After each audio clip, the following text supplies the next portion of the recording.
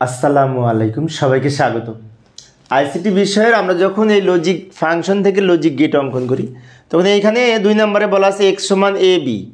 এ আর B দুইটা মিলে কিন্তু গুণ হয়েছে। গুণ মানে কি? অ্যান্ড গেট অঙ্কন করতে হবে।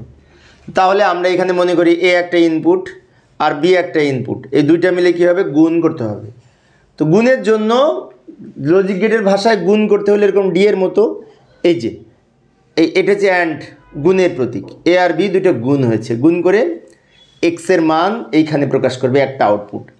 তো এই অ্যান্ড গেটে 2 বা তার বেশি ইনপুট থাকতে পারে, আউটপুট অবশ্যই একটি হবে।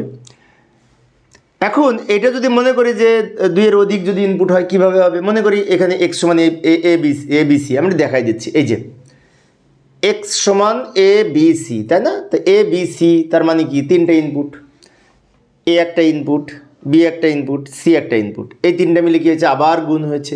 তো গুণ করার জন্য আবার এখানে আমরা এই যে অ্যান্ড গেট অঙ্কন করলাম।